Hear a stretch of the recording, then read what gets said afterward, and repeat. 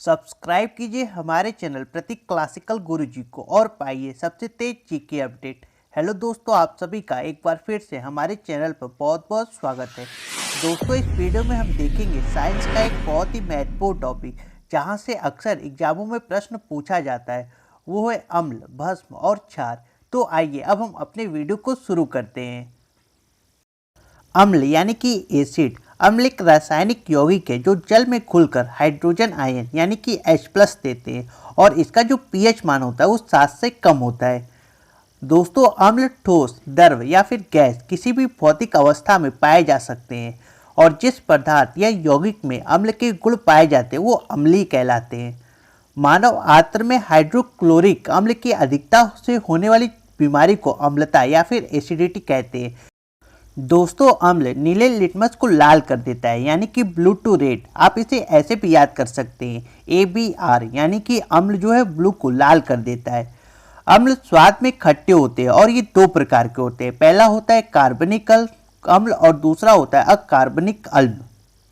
आइए अब हम दोनों को एक एक करके समझते हैं। सबसे पहले हम बात करते हैं कार्बनिक अम्ल की। दोस्तों, कार्बनिक अम्ल वे अम्ल होते हैं जिसमें कार्बन विद्यमान होते हैं और ये त्वचा को अधिक प्रभावित नहीं करते हैं। फार्मिक अम्ल और जो एसिटिक अम्ल होता है वो कार्बनिक अम्ल के एग्जाम्पल हैं। वहीं बात करें अकार्बनिक अम्ल की, तो अकार्बनिक अम्ल जिसमें कार्बन विद्यमान नहीं होते और ये त्वचा को बुरी तरह से जला देते हैं, जैसे कि नमक, गंधक और सोरे। ये तीनों जो है वो अकार्बनिक अम्ल के उदाहरण हैं। नेक्स्ट हम बात करते हैं क्षार यानी कि बेस। दोस्तों, क्षार वे पदार्थ है जो कि जलीय विलयन के साथ हाइड्रोजन ऑक्साइड यानी कि OH आयन देते हैं और इसका जो स्वाद होता है वो सर्वाधिक कड़वा तथा तीखा होता है। क्षार लाल लिटमस पेपर को नीला कर देता है, यानी जो बेस है वो क्या करता है, रेड टू ब्लू कर देता है। आप इसे ऐसे भी याद कर सकते हैं शॉर्टकट से BRB।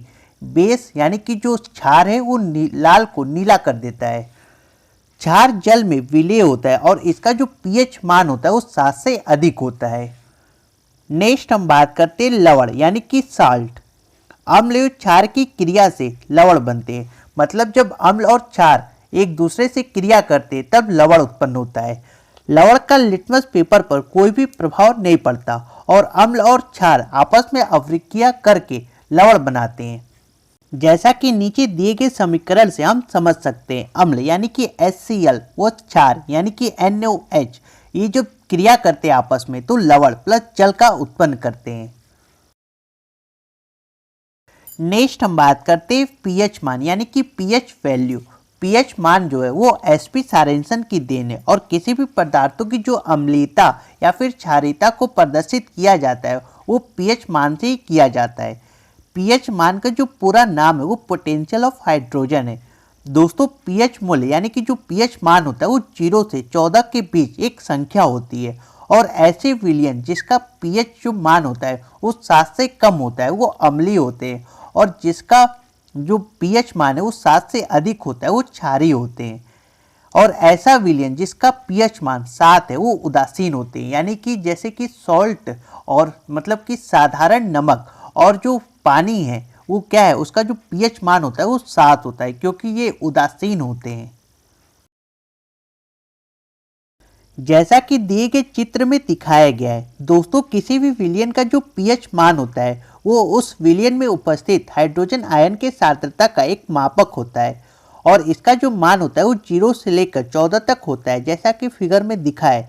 जिसमें अम्ल का जो pH मान होता है, अम्ल यानी कि एसिड, जो 0 से 7 के बीच में होता है और क्षार यानी कि बेस का जो pH मान होता है वो 7 से 14 के बीच में होता है और जो उदासीन विलयन का जो मान होता है वो 7 होता है। जैसा कि हमने आपको बताया, जो पानी है और साधारण नमक है इसका जो pH मान होता है वो 7 होता है, यानी कि ये उदासीन होते हैं। आइए अब हम देखते हैं कुछ पदार्थों का pH मान जो कि अक्सर एग्जामों में पूछे गए हैं और एग्जाम के दृष्टिकोण से बहुत ही महत्वपूर्ण है। शराब का pH मान की बात करें तो इसका जो pH मान होता है वो 2.8 होता है। वहीं दूध का जो pH मान होता है वो 6.4 होता है। समुद्री जल की बात करें तो इसका जो pH मान होता है वो 8.5 होता है। दोस्तों मानव मूत्र का जो पीएच मान होता है वो 4.8 से लेकर 8.4 के बीच में होता है और मानव लार का जो पीएच मान है वो 6.5 से लेकर 7.5 के बीच में होता है। ये दोनों अधिकतर कई बार एग्जामों में पूछे गए हैं। वहीं बात करें मानव रक्त का पीएच मान की तो ये 7.4 होता है। नींबू रस का पीएच मान, दोस्तों नींबू के रस का जो पीएच मान होता है वो 2.4 होता है और शुद्ध जल यानी कि ये उदासीन होता है, इसलिए इसका जो पीएच मान होता है वो 7 होता है। वहीं साधारण नमक का पीएच मान की बात करें तो ये भी 7 ही होता है क्योंकि ये भी उदासीन होता है। आंसू का जो पीएच मान होता है वो 7.4 और सिरका का जो पीएच मान होता है वो 3 होता है। आप सोच रहे होंगे कि इतना सारा कैसे याद होगा, तो आपको इसे याद करने की जरूरत नहीं है। आप एक या दो बार इसे पढ़ लेंगे तो ये खुद पे खुद आपके दिमाग में छप जाएगी। नेक्स्ट हम बात करते हैं प्रमुख अम्ल और उनकी प्राकृतिक स्रोत, मतलब कि कौन से अम्ल किस फलों में पाए जाते हैं। शराब और सिरका, यानी कि शराब और सिरका और फलों में जो अम्ल पाया जाता है वो एसिटिक अम्ल होता है। वहीं बात करें खट्टे दूध, खट्टे फलों यानी कि नींबू, नारंगी, कच्चा आम, आंवला या फिर टमाटर और अमरूद में जो अम्ल पाया जाता है वो सिट्रिक अम्ल होता है।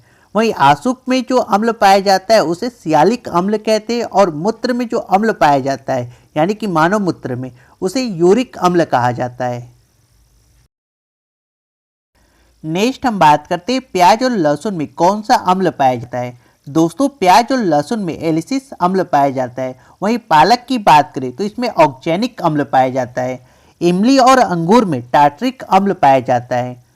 नेक्स्ट हम बात करते हैं सेब। सेब में दोस्तों मौलिक अम्ल पाया जाता है और आप इसे एक ट्रिक की सहायता से भी याद कर सकते हैं। ट्रिक है सेब के ढेर पर बैठा मालिक, जैसा कि पिक्चर में दिखाया गया है। सेब का ढेर लगा हुआ है और उस पर एक आदमी बैठा हुआ है। आप इसे इस ट्रिक की सहायता से इजीली इसे याद कर सकते हैं। नेक्स्ट हम बात करते हैं चींटी। चींटी के डंक, लाल चींटी या फिर बिच्छू में कौन सा अम्ल पाया जाता है। दोस्तों चींटी, चींटी के डंक या फिर बिच्छू में जो अम्ल पाया जाता है वो फार्मिक अम्ल होता है और आप इसे एक ट्रिक की सहायता से याद कर सकते हैं। ट्रिक है बिच्छू और चींटी दोनों है फॉर्म में, जैसा कि पिक्चर में दिखाया गया है। वहीं बात करें दूध और दही में कौन सा अम्ल पाया जाता है। दोस्तों दूध और दही में लैक्टिक अम्ल पाया जाता है और आप इसे भी एक ट्रिक की सहायता से याद कर सकते हैं। ट्रिक है दूध दही तुम पियो लेट कर, जैसा कि पिक्चर दिखाया गया है कि एक लड़की जो है वो लेटकर दूध पी रही है और आप इसी की सहायता से इसे याद भी कर सकते हैं। नेक्स्ट हम बात करते हैं खट्टे फल, नींबू, संतरा, आंवला और नारंगी में कौन सा अम्ल पाया जाता है। दोस्तों इन सभी में साइट्रिक अम्ल पाया जाता है। आप इसे एक ट्रिक की सहायता से इजीली याद कर सकते हैं। ट्रिक के खट्टे फल हटाओ साइड में, जैसा कि पिक्चर में दिखाया गया है कि एक लड़की जो है वो फल को देखकर मुंह बना रही है। आप इसे ऐसे भी समझ सकते हैं कि आपको फल दिया जा रहा है खाने के लिए, लेकिन आपको खाने का मन नहीं क्योंकि वो सभी के सभी खट्टे हैं। तो आप क्या करेंगे, मम्मी इसे हटाओ साइड में। साइड्स का मतलब साइट्रिक अम्ल से, और खट्टे फल जितने भी खट्टे फल है वो। नेक्स्ट हम देखते हैं जठर रस और पेट में कौन सा अम्ल पाया जाता है। दोस्तों जो जठर रस होता है और पेट में जो अम्ल पाया जाता है वो गैस्ट्रिक अम्ल होता है। वहीं बैटरी में जो अम्ल पाया जाता है उसे सल्फ्यूरिक अम्ल कहते हैं। मक्खन में पाए जाने वाले अम्ल को ब्यूटेरिक अम्ल कहा जाता है और पाचन रस में अमीनो अम्ल पाया जाता है। नेक्स्ट हम बात करते हैं गन्ने के रस में। दोस्तों गन्ने के रस में जो अम्ल पाया जाता है वो एकोनेटिक अम्ल होता है और वहीं सोडा वाटर में पाए जाने वाले अम्ल को कार्बनिक अम्ल कहते हैं। यहाँ पर ध्यान देने वाली बात यह है कि एकोनेटिक जो अम्ल होता है वो एक ऐसा अम्ल है जो कि एक जगह कभी टिकता नहीं है। नेक्स्ट हम बात करते हैं प्लास्टर ऑफ पेरिस। दोस्तों एग्जाम के दृष्टिकोण से ये भी एक बहुत ही महत्वपूर्ण टॉपिक है और यहाँ से भी कई बार प्रश्न पूछे गए हैं। आइए देखते हैं इससे जुड़े कुछ महत्वपूर्ण तथ्य। प्लास्टर ऑफ पेरिस का रासायनिक नाम कैल्शियम सल्फेट हाइड्रेट है और इसका जो रासायनिक सूत्र है वो CaSO4 हाफ H2O है। जिप्सम को जब 373 K पर गर्म कर दिया जाता है तो प्लास्टर ऑफ पेरिस का निर्माण होता है, जैसा कि इक्वेशन में दिखाया गया है। वहीं बात करें प्लास्टर ऑफ पेरिस को जल में पुनः मिलाने पर जिप्सम प्राप्त होता है। दोस्तों प्लास्टर ऑफ पेरिस का जो उपयोग किया जाता है वो दीवारों के सतह को चिकना करने में, या फिर दीवारों में जो गड्ढे हो गए होते हैं उसे भरने में भी इसका उपयोग किया जाता है। टूटे हुए हड्डियों को स्थिर करने में और सजावटी सामानों को बनाने में भी प्लास्टर ऑफ पेरिस का उपयोग किया जाता है। नेक्स्ट हम बात करते हैं विरंजक चूर्ण। दोस्तों इसका जो प्रचलित नाम है वो ब्लीचिंग पाउडर है और इसका जो रासायनिक सूत्र होता है वो CaOCl2 है और इसका रासायनिक नाम कैल्शियम ऑक्सीक्लोराइड है। इसका जो उत्पादन होता है वो शुष्क बुझे हुए चूने पर क्लोरीन गैस प्रवाहित करके इसका उत्पादन किया जाता है और इसका जो इक्वेशन है जैसा कि यहाँ पर दिखाया गया है। विरंजक चूर्ण का उपयोग यानी कि ब्लीचिंग पाउडर का जो उपयोग किया जाता है वो कागज़ के उद्योग में होता है, दाग धब्बों को दूर करने में, जैसा कि कपड़ों में अगर दाग धब्बे लग जाए तो इसका उपयोग किया जाता है और जल को कीटाणु युक्त करने में भी विरंजक चूर्ण यानी कि ब्लीचिंग पाउडर का उपयोग किया जाता है। नेक्स्ट हम बात करते हैं बेकिंग सोडा। दोस्तों बेकिंग सोडा का प्रचलित नाम सोडियम बाइकार्बोनेट या फिर इसे मीठा सोडा या बेकिंग सोडा के नाम से भी जानते हैं और इसका जो रासायनिक नाम है वो सोडियम हाइड्रोजन कार्बोनेट है। बेकिंग सोडा का रासायनिक सूत्र NaSCO3 होता है। बेकिंग सोडा एक सफ़ेद क्रिस्टलीय सॉलिड है जिसका नमकीन स्वाद होता है, यानी इसका जो स्वाद होता है वो नमक के अनुसार होता है। सोडियम हाइड्रोजन कार्बोनेट को जब गर्म किया जाता है तो उससे CO2 गैस निकलता है और इसका अधिकतर उपयोग यानी कि बेकिंग सोडा का जो अधिकतर उपयोग किया जाता है वो केक बनाने में या फिर ब्रेड बनाने में किया जाता है। नेक्स्ट हम बात करते हैं कास्टिक सोडा। दोस्तों कास्टिक सोडा का रासायनिक नाम सोडियम हाइड्रोक्साइड है और इसका जो रासायनिक सूत्र होता है वो NaOH है। सोडियम हाइड्रोक्साइड एक उच्च कोटि का क्षार यानी कि बेस है और इसका रासायनिक सूत्र NaOH होता है और इसे दाहक सोडा या फिर कास्टिक सोडा भी कहते हैं।